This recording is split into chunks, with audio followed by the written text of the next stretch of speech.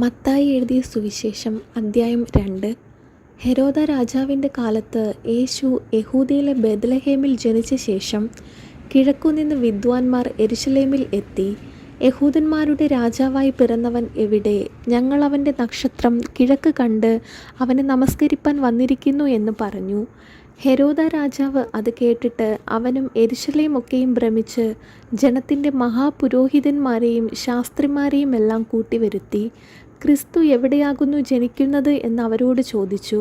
അവർ അവനോട്, യഹൂദയിലെ ബേത്ലഹേമിൽ തന്നെ. യഹൂദിയ ദേശത്തിലെ ബേത്ലഹേമേ, നീ യഹൂദിയ പ്രഭുക്കന്മാരിൽ ഒട്ടും ചെറുതല്ല. എൻ്റെ ജനമായ ഇസ്രായേലിനെ മേയ്പ്പാനുള്ള തലവൻ നിന്നിൽ നിന്ന് പുറപ്പെട്ടു വരും എന്നിങ്ങനെ പ്രവാചകൻ മുഖാന്തരം എഴുതിയിരിക്കുന്നു എന്ന് പറഞ്ഞു. എന്നാറെ ഹെരോദാവ് വിദ്വാൻമാരെ രഹസ്യമായി വിളിച്ച് നക്ഷത്രം വെളിവായ സമയം അവരോട് സൂക്ഷ്മമായി ചോദിച്ചറിഞ്ഞു. അവരെ ബേത്ലഹേമിലേക്ക് അയച്ചു. നിങ്ങൾ ചെന്ന് ശിശുവിനെക്കുറിച്ച് സൂക്ഷ്മമായി അന്വേഷിപ്പിൻ. കണ്ടെത്തിയാൽ ഞാനും ചെന്ന് അവനെ നമസ്കരിക്കേണ്ടതിന് വന്നെന്നെ അറിയിപ്പിൻ എന്ന് പറഞ്ഞു.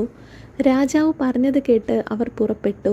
അവർ കിഴക്കു കണ്ട നക്ഷത്രം ശിശു ഇരിക്കുന്ന സ്ഥലത്തിനു മീതെ വന്നു നിൽക്കുവോളം അവർക്ക് മുമ്പായി പോയിക്കൊണ്ടിരുന്നു. നക്ഷത്രം കണ്ടതുകൊണ്ട് അവർ അത്യന്തം സന്തോഷിച്ചു. ആ വീട്ടിൽ ചെന്നു ശിശുവിനെ അമ്മയായ മറിയയോടുകൂടെ കണ്ട് വീണ് അവനെ നമസ്കരിച്ചു. നിക്ഷേപ പാത്രങ്ങളെ തുറന്ന് അവന് പൊന്നും കുന്തിരിക്കവും മൂരും കാഴ്ചവെച്ചു.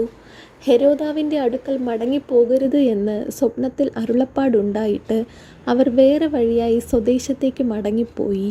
അവർ പോയ ശേഷം കർത്താവിൻ്റെ ദൂതൻ യോസഫിന് സ്വപ്നത്തിൽ പ്രത്യക്ഷനായി, നീ എഴുന്നേറ്റ് ശിശുവിനെയും അമ്മയെയും കൂട്ടിക്കൊണ്ട് മിസ്രയീമിലേക്ക് ഓടിപ്പോയി, ഞാൻ നിന്നോട് പറയും വരെ അവിടെ പാർക്കുക. ഹെരോദാവ് ശിശുവിനെ നശിപ്പിക്കേണ്ടതിന് അവനെ അന്വേഷിപ്പാൻ ഭാവിക്കുന്നു എന്ന് പറഞ്ഞു. അവൻ എഴുന്നേറ്റ് ശിശുവിനെയും അമ്മയെയും രാത്രിയിൽ തന്നെ കൂട്ടിക്കൊണ്ട് പുറപ്പെട്ട് മിസ്രയീമിലേക്ക് പോയി. ഹെരോദാവിൻ്റെ മരണത്തോളം അവൻ അവിടെ പാർത്തു. മിസ്രയീമിൽ നിന്ന് ഞാൻ എൻ്റെ മകനെ വിളിച്ചു വരുത്തി എന്ന് കർത്താവ് പ്രവാചകൻ മുഖാന്തരം അരുളി ചെയ്തത് നിവൃത്തിയാകുവാൻ സംഗതി വന്നു. വിദ്വാൻമാർ തന്നെ കളിയാക്കി എന്ന് ഹെരോദാവ് കണ്ട് വളരെ കോപിച്ചു.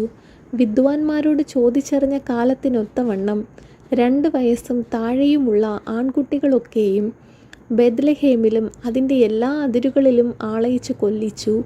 റാമയിൽ ഒരു ശബ്ദം കേട്ടു, കരച്ചിലും വലിയ നിലവിളിയും തന്നെ. റാഹേൽ മക്കളെ ചൊല്ലി കരഞ്ഞു, അവർ ഇല്ലായ്കയാൽ ആശ്വാസം കൈക്കൊള്ളുവാൻ മനസ്സില്ലാതിരുന്നു എന്ന് യിരെമ്യാ പ്രവാചകൻ മുഖാന്തരം അരുളി ചെയ്തത് അന്ന് നിവൃത്തിയായി.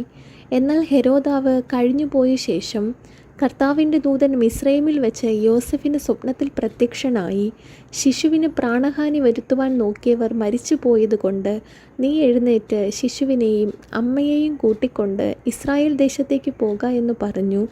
അവൻ എഴുന്നേറ്റ് ശിശുവിനെയും അമ്മയെയും കൂട്ടിക്കൊണ്ട് ഇസ്രായേൽ ദേശത്ത് വന്നു.